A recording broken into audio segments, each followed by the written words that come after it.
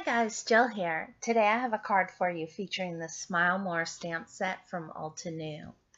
So to start, I'm using the Zig Clean Color Real Brush Markers, and I came in with the bright yellow color, and then I'm going to blend that out with the yellow color. Just ignore at the beginning where I used the water brush marker.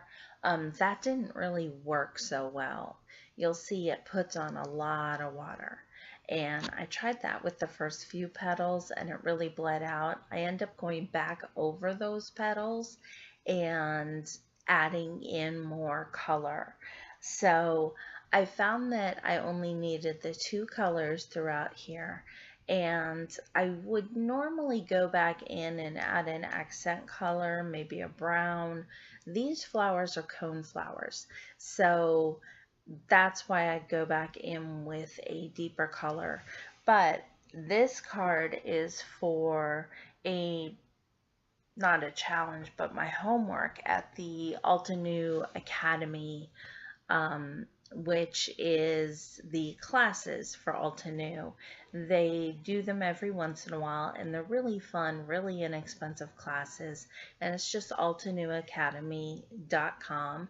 And this class is all about colors, and it is today's is about the color yellow, and it's talking about the moods the color creates.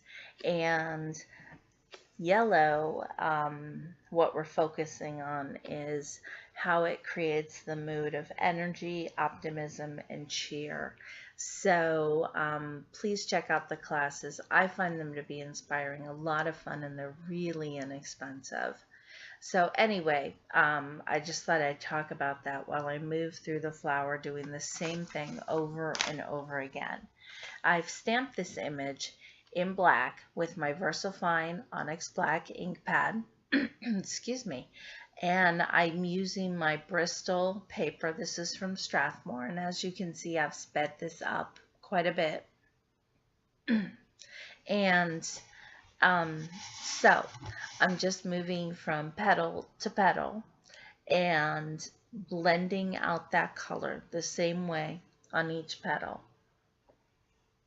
And on the paper, the Bristol paper, I find that these Zig markers move really smooth.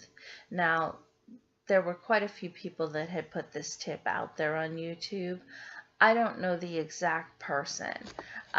It could have been, I believe this stems back to Nicole. I think she's now Nicole Spohr, but it might have been Nicole. It was Nicole McGurk when I found the tip, but I know her name has changed. Anyway, so now I'm coming in with dark brown, and this I do blend out with the water because I wanted a shadow towards the bottom. Now you'll see that the water goes everywhere, so I had to bleed it. With the bleeding, I had to push it back in, and instead of using anything else, I just use the yellow marker to kind of push it back in. So then I'll sop it up with a rag a little bit and then come back in with that brown marker again.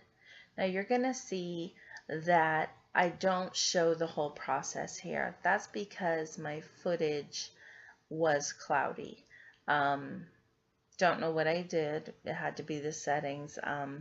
Or maybe I had something on my camera, and you'll see that when I show you the background it's a little hazy, so I just showed you just a little bit of the background. I don't show you the whole process or how I finished up the cards. You can see in the picture, very simple. I just put some sequins on it and I mounted it onto a card.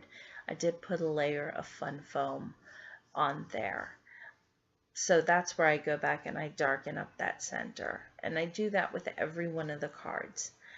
The flower at the top, I put a little bit more of the bright yellow on, which is a oranger yellow, and the flower at the bottom, I put a little bit less, just so each one just had a tiny bit of variance. I don't know that it made a ton of difference.